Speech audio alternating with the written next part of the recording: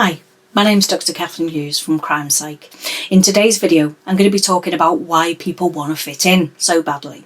Before you all shout at me, I can just read the comments now. What's this got to do with crime? Even criminals want to fit in with their particular group. Magazines and newspapers are filled with articles persuading us what the important or the popular things are that are around. We read this, we form ideas in our own mind about what we should or shouldn't have, or what we should or shouldn't be wearing. The media plays a major part in our perception of how well we fit in or not. As children on the playground, they begin to see similarities and differences between themselves and the other children. Some children start to mirror the behaviour of a more dominant group in order to fit in with them. Even adults do this, but not always in such a conspicuous way. We might speak more politely to some people, or raise or lower our tone for other people. Familiarity is the social glue that bonds people together, and we deliberately seek out people that are similar and recognisable in order to feel secure about ourselves. If we're doing the same as everyone else, we must be doing it right, and finding a reflection of ourselves in those around us is a form of validation. As I've indicated in the title, we do all like to be part of a social group that has something in common. These groups exist in all areas of our lives. In my line of work, one such group would be criminals. You would become part of this group by breaking the laws within society. Now, obviously, not everybody wants or can belong to this group. Some people don't want to break the laws, so they would place themselves in the non-criminal group. Within social psychology, the study of why people behave and interact as they do is very well grounded. As humans, we form social groups with people who are similar to us in some way. We tend to exclude people that don't share these qualities. We can belong to many different groups at once, and we can belong to each one based on behaviour, beliefs, or the ideology of that group. So let me begin with a few brief examples.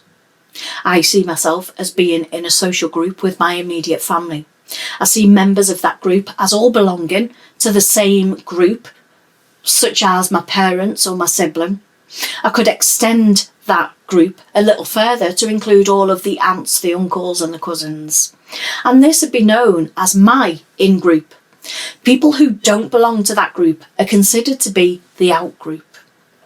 There are hundreds, maybe even thousands of examples of this within society.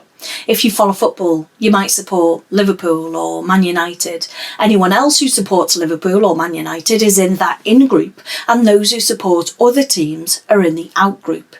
Even in politics, you might support Labour, and everyone else who supports Labour are in that in-group, and those who support other parties are in the out-group. This is based all on the work of Henry Tajfel and colleagues, who formed social identity theory. In 1979, Tajfel proposed that the groups which people belong to give them a sense of pride and a sense of belonging.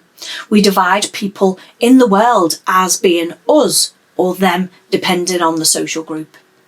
This theory has been the basis for explaining lots of social processes and behaviours, including crowd violence at football matches.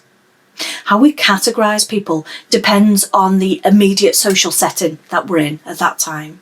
One person might be in the out-group in one social context and in the in-group in another context. When somebody takes something that doesn't belong to them, they become members of the thieves group. They've broken the law. There's this general out-group of those who don't steal. But then there are the police whose activity try to stop that group of people. This is when tensions start to rise. The in-group, the thieves, see the police as the out-group, and they don't like them very much, and that's putting it quite politely. The formation of social groups is evident in many areas of society and can lead to conflicts. It can be the basis for many crimes, such as football violence, racism, and terrorism. The in-group definition can be used to help to explain why some people commit various types of offences. For example, if a terrorist attacks citizens of another country, all other terrorists with the same beliefs will be in their in-group, and everybody else will be in the out-group. The active terrorists will be validated and supported by those within the in-group who share the same values. However, things can sometimes get a little bit confusing. For example, a murderer might attack a person inside prison for being a paedophile. Although both of them are offenders, the murderer believes that the paedophiles belong to the outgroup because of the nature of their crime. On a similar note, I know that most people would be willing to break the law in some way, even if it's a small way, but they see offenders as bad people because they're in the outgroup. Nobody likes to have their property stolen from their own house. But if that same person were offered a very expensive product at a bar because it fell off the back of a lorry, then that's okay. I know this, that most people are willing to do at least some small act of crime is because of the major research projects that I took part in. I found that the majority of the general public has committed at least one offence. To use another example, murder. If a person threatens to take somebody's life, then they're sent to prison, and most will label them as being a bad person and deserving of the punishment that they have. However, when a mother hears of a paedophile, I know lots of people who've said that they wish that they could kill that paedophile themselves, and a lot of people would agree with them and see her as a good person. When I was at the University of Huddersfield, I met a really interesting researcher called Daniel Budazek. His research found that time spent with criminal friends was the strongest indicator of future offending for that person. And that's because they're around other offenders who are committing the same types of crimes, and their behaviour is validated and maybe even praised within that group. We must look then at the label of criminality and try to understand the behaviours if we do want to reduce that criminality. Sometimes not fitting in can be a good thing. It depends on what group you're trying to fit into. I'm just going to sidestep offending for just 1 minute and talk about this in a very general way. If this helps even just one person, then it's worth it. There may be some of you watching or listening who either don't want to fit in with the norms of society or believe that they can't fit in. This causes us to feel lonely and isolated without the support and the validation of others. Most of the people on my Facebook newsfeed are talking about homeschooling at the moment. You generally get two sets of people. First, you have the group who post positive things all the time. They post pictures of their perfect little children sitting quietly doing their work. They post about the praise and certificates that their children have attained. Then you've got the other group who are just struggling through, the stressed out parents who are counting down the hours to 1 o'clock. Those parents who post saying that they're finding their 8-year-old children's maths work too hard for them to help them with. Those parents who are struggling might look at the other group and wonder how they can do it. They might wonder why they're such a failure and are struggling so much when that other person seems to be doing so well. The parents who appear to be doing well might gossip about the other group, or maybe even comment such as, and I've seen this a lot of time, "Here if you need me, hon," which we all really know means I'm doing better than you.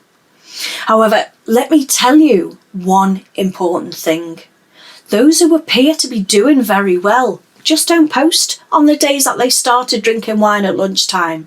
They don't post when their children can't focus and get their work done and are bouncing off every single wall in the house. They don't post about finding it hard. And this is because it's important for them to feel as though they are seen to be doing well. It's important that they don't show that they're struggling. Sometimes we behave or act in certain ways, and it makes people feel as though they're a failure if they don't fit in or do the same. However, I guarantee you that if you were honest about how you were coping, or how much you were struggling, or how poor your mental health is, or even about anything that makes you feel less than in some way, you'll find that others will then have the confidence to say, "Yeah, me too." You don't have to fit in. You don't have to live up to other people's expectations. Just be the person you are without trying to hide it because it's different from everybody else around you. You get to decide who's in your immediate circle.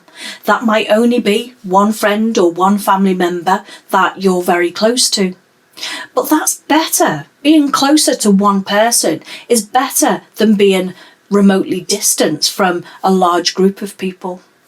But that's better than belonging to a group where you have to try so hard to fit in with or live up to their expectations. For me, personally, I can't stand the thought of going out and having to socialise with certain types of people. Those who constantly talk about how much they have or how great their life is or how fabulous their children are. It is okay, don't get me wrong, to feel proud of what you've done, how well you're doing and how well your children are achieving. But I do know more than just a few people who constantly do it because they need to feel better about themselves and they need to put everybody else down. And that's an insecurity that they should work on. That's not our problem. I do hope that you found this video interesting and most importantly that you've learned something from it. Thanks for watching then. Bye for now.